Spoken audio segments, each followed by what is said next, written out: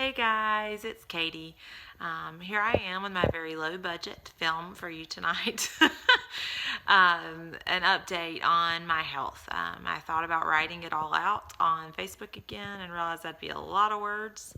And I really want you to know, and a lot of you have asked, so here we are. So, 1 year ago, I went in to see an ENT for some inner ear struggles I was having and landed in an MRI. And the MRI revealed that I have a Chiari malformation.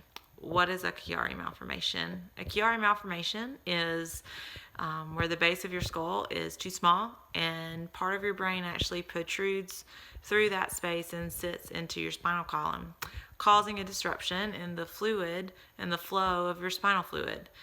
That can cause cysts to form in the spinal fluid, and around the brain, and those cysts can also cause other issues. People with Chiari struggle with things like double vision, ringing in the ears, numbness and tingling of the hands and feet, really bad headaches and head pressure.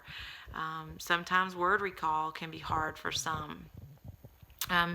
If you have a cyst in your spine, it can cause a whole lot of other issues. A lot of people that have Chiari also have scoliosis, depending upon the severity and the length of the herniations that they may have. So mine is 5.3 millimeters. You're right, very small. Diagnosable Chiari is debatably diagnosable at 5 millimeters, 3 to 5 millimeters. So here we are with a very small Chiari.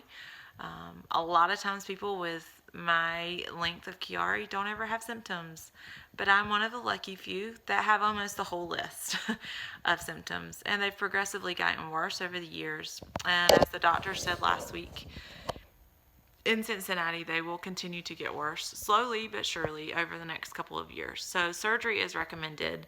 My fluid flow is significantly blocked, which means most of the time, anytime I move my neck one way, go for a run, which I don't do anymore, play with my kids in the backyard, my brain is acting like a cork for that spinal fluid, and that can pose a whole list of health issues. So we'll be headed back to Cincinnati, Ohio, my husband, myself, my mom, and my dad, June 5th this summer, to have Chiari surgery, which means they'll be removing part of the bone back there, the back of my head, to make that space bigger, and they'll be sewing a little patch into what is called the dura, which is a fleshy patch between the brain and the spine, to enlarge that space even more. So the hope is to restore fluid flow around the brain into the spine so that there's no longer that cork-like sensation happening, and it's not forcing its way through, causing issues. So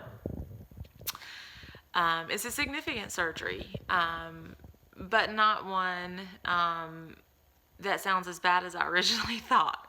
So I'm grateful for the news that we got and the doctors that will be caring for me in Cincinnati, and I'm really thankful that the Lord led us to this clinic because they really know a lot about Chiari, which is rare. Doctors don't know a lot about Chiari.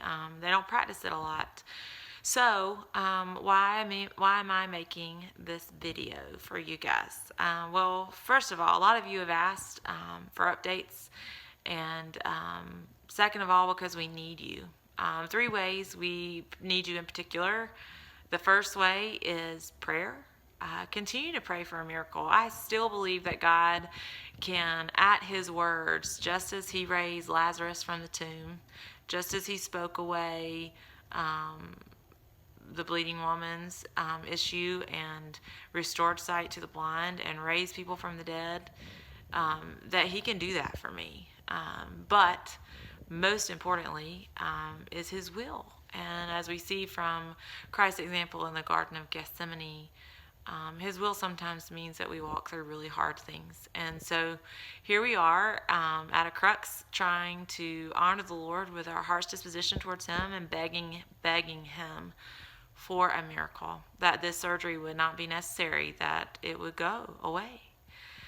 But we're planning for the surgery. And so we need you to pray for those things. Pray for health. Pray for stability for me.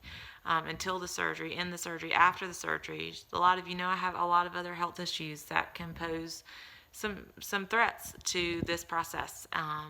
Pray for Tyler as he supports our family, our children as we're away. The list goes on, and I'll be sure to update you all with more specific things. Second thing you can do is we need a place to stay in Cincinnati. We will have 4 adults, and we're hoping for a house to rent, and we've had a really hard time finding one.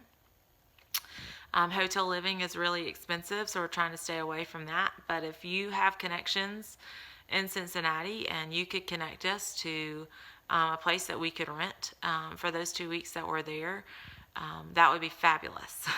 Call me up. And then lastly, we've set up a GoFundMe page. We are so happy that insurance is actually going to cover this surgery more than we thought. And they're going to cover our PT at 100% and minus our copay, which is amazing. We're really, really, really happy about that. But the surgery is still going to be really expensive. My husband's going to be taking FMLA to take care of me, which means he doesn't get paid. And we are not a family that has a lot of reserves. So we're trying to make up the difference for the surgery, for Tyler being away, for the living expenses while we're up there, for the provisions we need to provide our children with while we're away as well.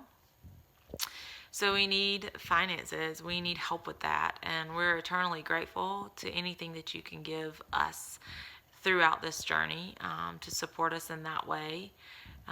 And I'll be updating through my blog. That's not back up and running yet, but we'll be hopefully in the next 2 weeks about what the Lord's done through this journey, because I think that's most important.